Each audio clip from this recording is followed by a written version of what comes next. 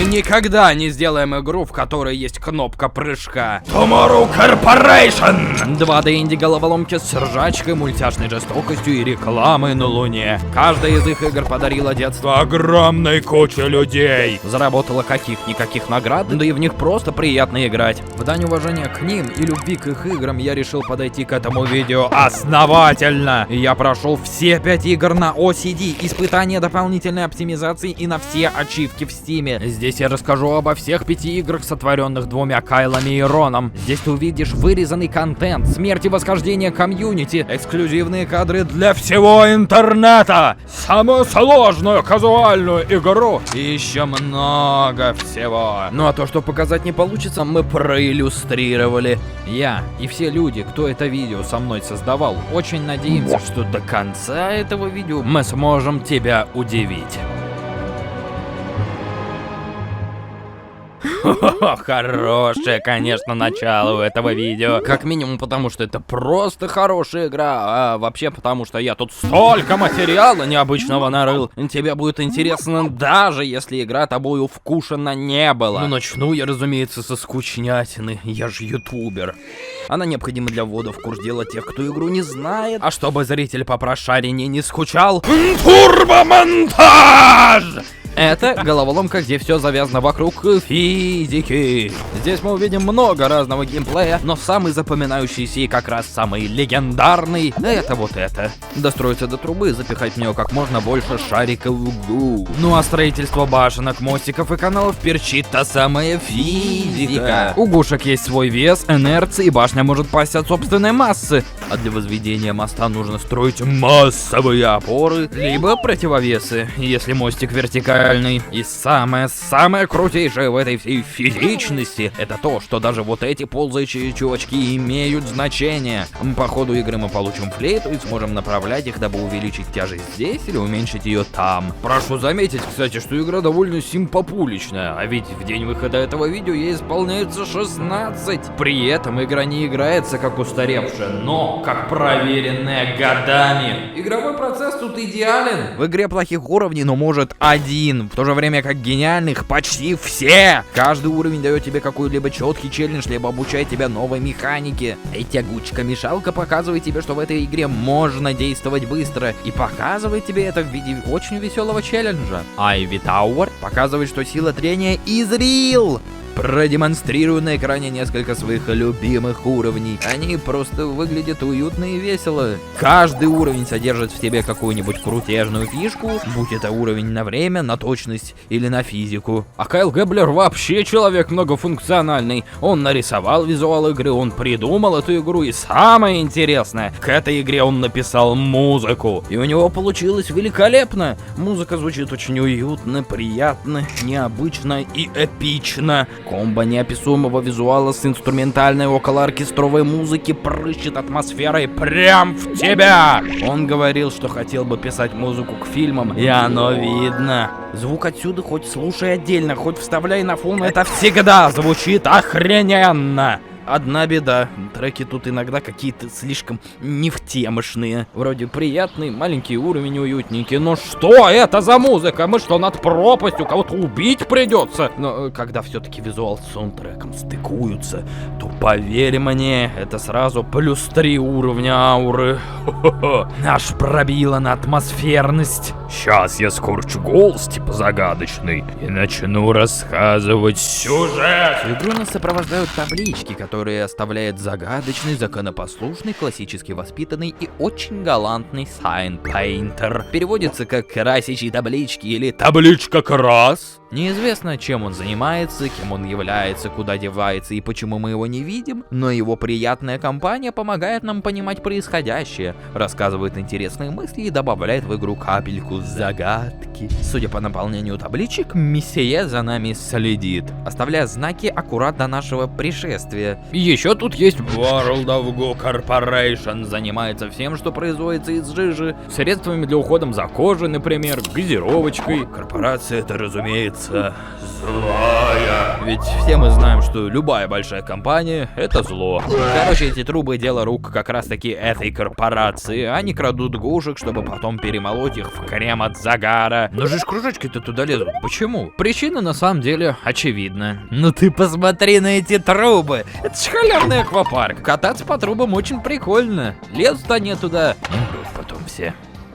Сюжет тут такой прикольный и необычный, что, рассказывая о нем, я намучил аж на 10 минут. Так что свою дальнейшую повесть я буду обрезать в случайных местах. На пути нам встречаются славные... они. Очень красивые существа, как ты видишь. Продукт, неважно какой продукт, запущенный. Это... конечно же, это устройство зла. Это огромный пистолет. Короче, выстрел был сделан. На небе появился угрожающий куб, который под крики ужасов куча людей упал на землю, превратив ее в 3D. Мы добираемся до бога этих земель, на чье существование нам намекали на протяжении всей игры. Знакомься, мам. Поисковик из нее замечательный. Она дружелюбно и мило рассказала все, что нужно, и не без помощи игрока координата Зи была уничтожена. Дедосим корпорацию Миргу, улетаем. Ой, а это что? Эта штука появляется в концовке и озадачивает игроков уже с десяток лет. Но я, кстати, нашел, что это такое. Это отмененная 6-я глава. Там были Гу-турбины, еще там был момент, когда World of Goo Corporation сделала зло. Настоящее зло! 6-я глава была приквелом, отправляющим нас на год назад. Компания хотела сделать Луну монетизируемой, добавив на нее рекламу. Они бахнули Луну, заменив ее на Луну 2.0. Получился такой сферический LCD-дисплей на светожиже, на котором миру Гу показывают важные вещи. И на все это мы бы смотрели через призму чьей-то love story. Я не понял, чей. Не, ну раз уж разбор у меня полный, значит надо прочитать Википедию и рассказать, как игра делалась, даже если это никому не интересно. Ну давай уж тогда вкратце и в формате более интересном. Кайл сделал Tower of Goo для смешного сайта с мини-играми. Да знаю. Какую головоломку нам сделать? У нас игру воруют! Не, ну надо своровать ее лучше, чем они. За дело! И сделали они свое дело. Игра стрельнула. Творчество по мотивам, прохождение и фанатские уровни. Любовь миллионов людей. Обзоры, мое видео. Главной обителью губоллеров был сайт goofons.com. Новости, форум, таблицы лидеров и, самое главное, фанатские уровни. Я скачал все это добро, но оно не заработало. Я догадывался, что так получится, и уже знал, в чем дело. Виноват Epic Games! В честь раздачи World of Goo в Эпике наши добряки решили заремейчить игру. Они подтянули качество текстур, совсем слегка переписали таблички и ковырнули систему сохранений. И вот как раз эта ковырка сломала весь фанатский инструментарий. И я бы мог поступить логически и просто зареактить на существующие прохождения кастомных уровней. Но подумал я, что это видео должно быть хорошим. Так что я не стал сдаваться так просто. Раз уж мне нужна старая версия игры, я найду старую версию игры. Многочасовые поиски по разным сомнительным сайтам заканчивались ничем. Только скачав несколько сомнительных приложений и поменяв браузер, у меня получилось заполучить что-то неординарное. Поковырялся в конфигурации, зашел проверить, и это было оно! Ура! Весь этот поиск сокровищ был необходим, поскольку все эти уровни качаются через специальный загрузчик, потому что создаются они с помощью специального редактора. И все это дело повязано с сайтом Goofons. Я нашел смешную главу, где играть надо за кокосы в Египте. Это ж люди. Люди выкладывали целые планеты на сайт в качестве кастомных кампаний с сюжетами и художествами. Большинство из них ширпотреб, меньшинство из них шедевры. А сейчас комьюнити хоть и очень скукожилось, но по сей день не погибло. Искренне уважаю людей, что до сих пор собирают уровни для первой части, по сути, просто так. Тебе, скорее всего, было неведомо. Мне было неведомо. Но в 2017 году с выходом Nintendo Switch в тамошней версии VOG было другое взаимодействие с игроками, то есть мультиплеер. У себя в голове я представлял это как-то вот так или так. Но это оказалось так лениво, что я аж расстроился. Они просто добавили второй курсор. Отцепляешь джойконы, отдаешь один кенту и вдвоем проходите игру на одного. Как в старые добрые Я даже не знаю, как и где это подать, но я должен этим поделиться. Об этом должны знать люди. Мы насчитали 6 трейлеров World of Goo. Гляди, обратная хронология. Ремастер игры в хернюшке от Netflix, что по сути обычный трейлер, но с идиотским белым текстом на белом фоне. Обычный трейлер, который ты увидишь на страничке игры в любом из магазинов, который в свою очередь является ремейком другого трейлера, где по сути происходит то же самое. До смешного трагичный старый трейлер, где ничего интересного, кроме губастых гуфи шариков под драматичную музыку. Тот же самый трейлер, но на пару лет постарше, видать записано еще до выхода игры. То же самое, но некоторые уровни выглядят по-другому, а название одной из глав написано по-уродски. И самая интересная наша находка — это трейлер игры за год до ее выхода, где по-другому выглядело буквально все.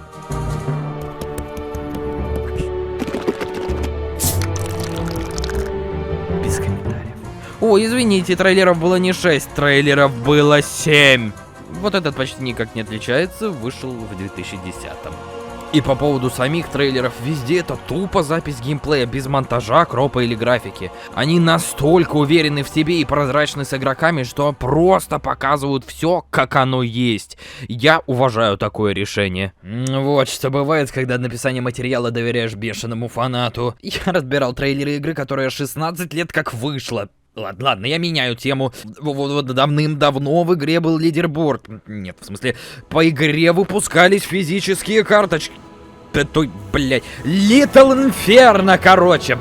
Мир холодеет, и уже неизвестно, когда над небом не было этих угрожающих черных туч. С экологией явно что-то не так, но причину того нам не понять. Поэтому, детишки, сидите дома у теплого камина, разжигайте огонь, жгите всякую всячину и развлекайтесь с вашим новым развлекательным кострищем Little Inferno. Ну и этим мы, собственно, и занимаемся всю игру. Игра, как говорится, жжет. Палишь предметы, получаешь за это монетки, которые пригодятся для покупки других вещей, которые, разумеется, тоже сгорят.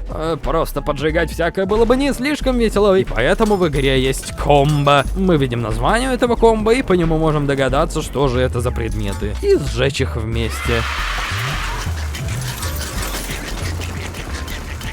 Штуки, которые мы жжем, все по-разному реагируют на огонь. Все! 5 журналов с предметами плюс DLC-шный, и каждый из них выдает свой собственный фокус. Взрывчатка взрывается, живые существа погибают в огне, а химикаты могут покрасить огонь или издать смешной звук. Кстати, звук. Каждое действие, даже бездействие, имеет свой звук. Потрескивание пламени при сжигании своих игрушек. Звуки шопинга! Чаще всего ты этого не замечаешь, но это главный столб игры. Это все тебя погружает и создает тебе нужное настроение. Настроение комфортной посиделки напротив камина. А ты этого даже и не понимаешь, и сидишь, думаешь, почему эта игра шедевр? Не дав тебе заскучать, игра вовремя подкидывает тебе кусочки сюжета, то есть письма от разных приятных ребят. Играл чисто ради неповторимый сахарный пухляж и над городом над облаками синоптиком, разумеется. Со стороны это, конечно, выглядит так, словно это какая-то аристократическая версия той игры, где надо было куклу пинать. Это хорошая игра, но пока ты в это не сыграешь, ты этого не поймешь. Она довольно короткая, так что не успевает тебе наскучить до самого конца. Помнишь мультиплеер для World of Goo? А вот он есть и у Little Inferno. Теперь живи с этим. Вот прям сплю и вижу, как я с кем-нибудь совместно жгу вещички. Об этой херне настолько никто не знает, что даже на Вики эта страница занимает 3 строчки. Камин не нужен буквально никому. Я не нашел никаких видео с примером мультиплеера. Ну, значит, будет у меня. У меня нет свеча, но я знаю того, у кого он есть. Я потратил 1000 Tomorrow баксов. Мой кентишка скинул еще 500 Tomorrow марок, и специально для этого видео ему был приобретен Little Inferno. Так узри же эксклюзивные для всего интернета кадры. Кадры того, как работает мультиплеер Little Inferno. Вот поджег одним джойстиком, вот вторым. Спасибо за просмотр. Мы отдали за эти 10 секунд свои последние деньги. Эй, Netflix, музыкальная тема из «В твоем доме кто-то есть» 2021. Это музыкальная тема Little Inferno 2012, повторенная раз за разом.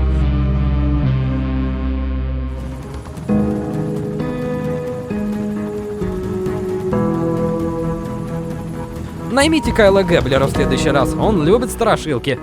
У Little Inferno тоже был свой форум. Infernofans.com, правда, прожил свою жизнь совсем уж грустно. Здешняя движуха чувствуется не как фандом или тусовочная по интересам, а скорее как страничка обсуждений в Стиме, поскольку тут в основном обсуждают либо как пройти игру, либо что в версии игры на Linux нет итальянского языка. Perché così opportuno? Bisogna esaminare официальный справочник Tomorrow Corporation.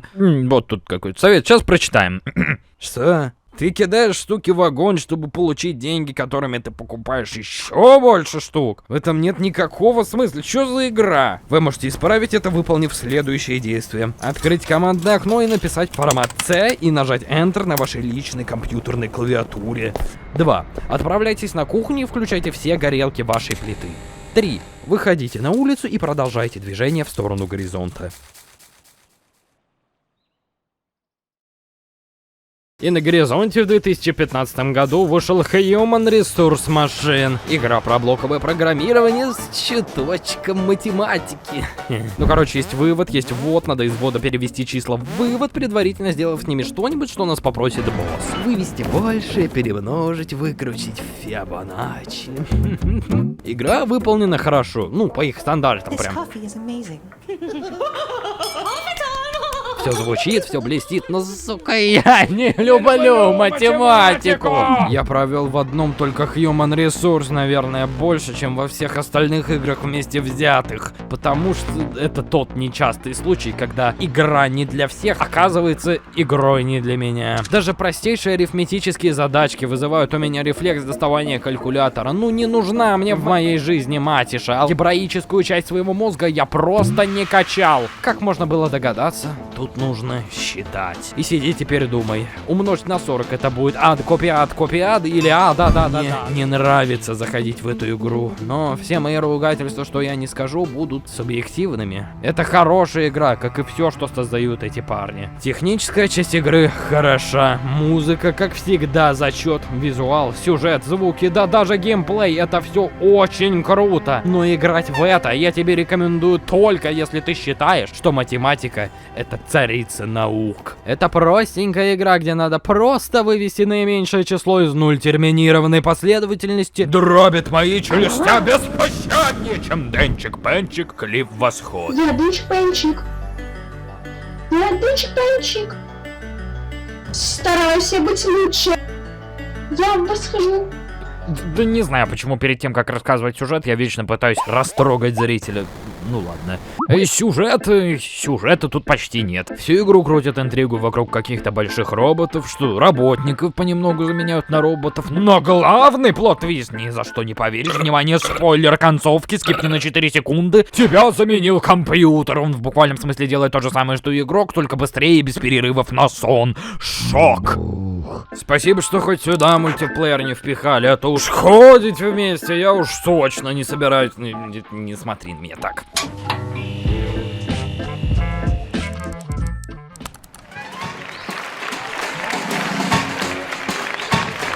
Seven Billion Humans. Ты уж прости меня, но сиквел математики по катастрофической цене в 1,5 World of Goo. Это для меня критически. У меня столько денег нет, поэтому игру пришлось одолжить у доброго морского дядюшки. Уж настолько я не готов отдавать свои последние центики на программирование. Сиквел является продолжением первой части лишь сюжетно, ведь геймплей меняется везде. В машине человеческих ресурсов мы управляли лишь одним человеком, когда как здесь целая бригада, которая выполняет твои поручения единовременно. Соответственно, и команды для них нужны другие. Ну и конечно, цель теперь заключается не в выводе из вода, а в чем угодно. Положить коробки по-красивому, расчехрыжить людей, скинув их в яму, заполнить данными пол или наоборот очистить пол от данных. В общем, задачи теперь уникальнее. Старые задачи с новым инструментарием теперь гораздо проще. Вместо ебучей математики есть автоматический расчет. В блок можно вписать любые данные, а команда «если» — это просто блажь. В нее можно вписывать просто огромное количество условий, чтобы прям хорошо было.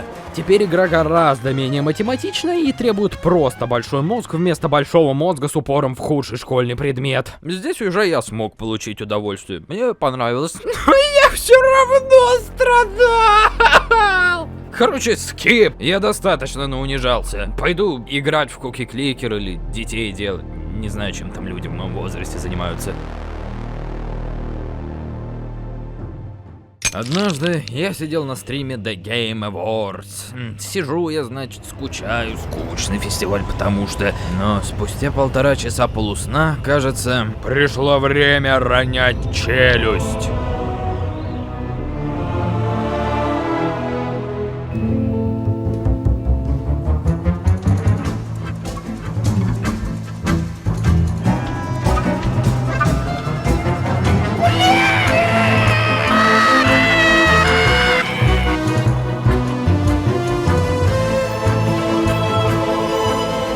и заканчивается кульминация моей жизни очень красивой сценки с салютиком, символизирующим праздник для тысяч людей. И ладно бы они просто показали продолжение, как во втором трейлере, но мужики фанатов жалеть не стали. Мужики показали такой страшный эпик, что в него оказалось невозможно играть, и половину из показанного вырезали. Если один только трейлер вызвал у меня атас на несколько месяцев вперед, то интересно представить, что в саму игру они там засунули.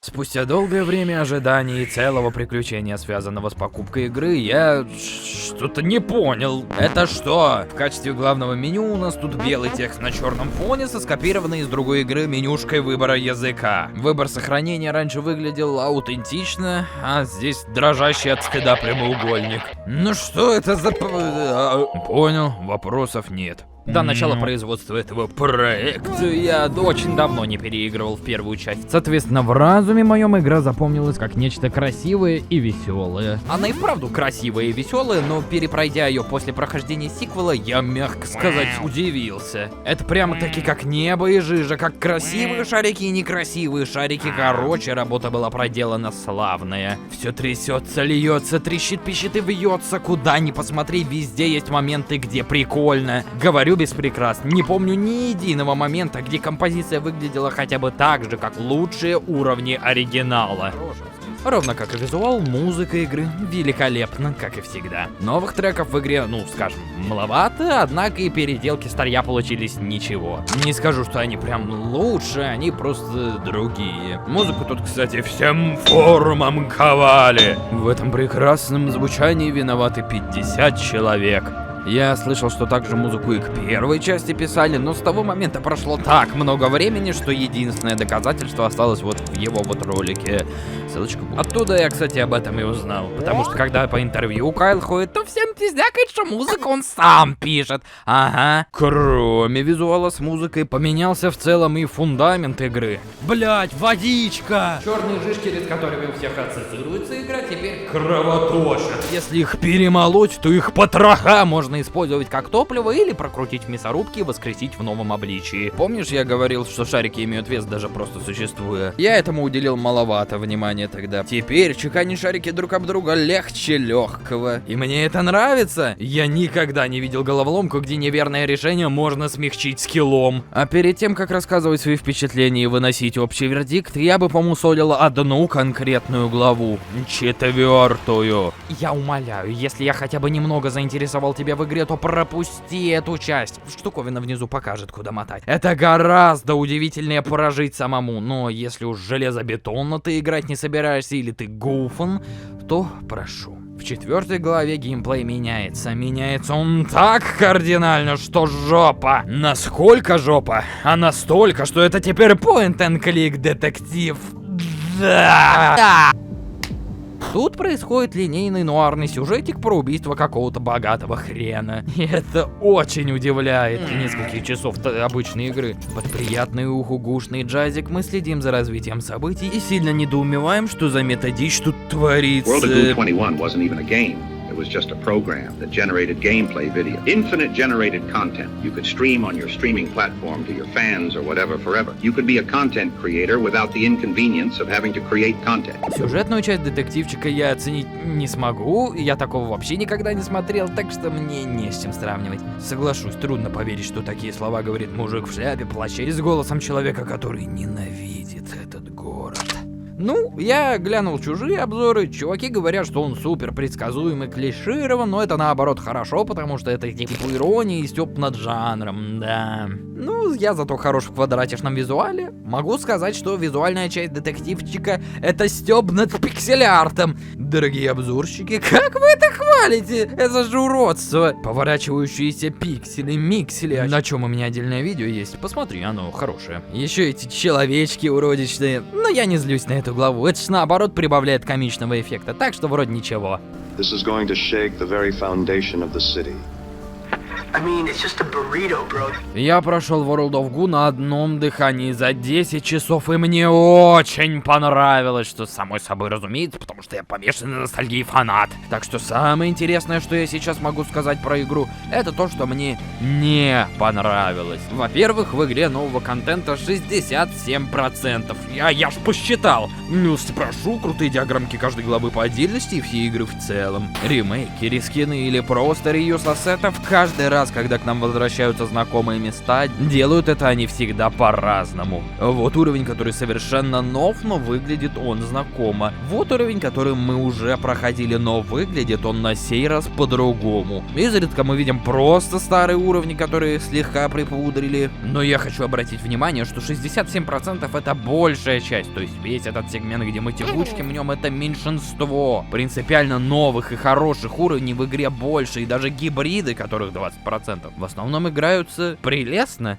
А откуда вообще взялись эти 67%? Может быть, у них сроки горели? Очень вероятно, судя по тому, что я нашел на Reddit. Игра, походу, должна была быть немного больше, чем получилось, поскольку на Reddit стабильно раз в пару недель появляется этот страшный человек, который постоянно рассказывает всякую интересную шнягу. В 4 главе был Tower Defense. Понятия не имею, как это должно было бы работать, и все, что мы об этом можем знать, у обычных шариков 20 хп, однако у крутого их брата 1000 хп. На самом видном месте, прямо в трейлере, в моем любимом шоте, вот тут вот сокрыта надпись 6, значок шарика в минуту. Этот крутой уровень, который расхайпился на весь фандом, вырезали, потому что он просто не вкатывал разработчикам. Мол, скучно в это играть, решили убрать. В момент создания этого видео говорят, что что-то готовится. Бешеный чувак с Reddit предполагает, что это может быть редактор уровней, а может и не быть. Куча прототипов уровней, которые он не пойми откуда взял. Ну и пока что на этом все. Ну а на данный момент... Как же трудно говорить плохие слова к игре, на которой у тебя гиперфикс. World of Goo 2 стоит вдвое дороже World of Goo, а должно быть вообще-то на 67% дороже. Я ни секунды не жалел о покупке этой игры, но если у тебя такой ностальгии нет, если первая часть не запомнилась на долгие годы, то и покупать вторую за такую цену, наверное, не мудро. Обратись лучше вот к нему или подожди декаду, когда на нее скидку влепят. Игра классная, просто она дороговата. Everything in the photos had eroded or washed away a long time ago. But it was nice to see them again. Дядя Шпенчик,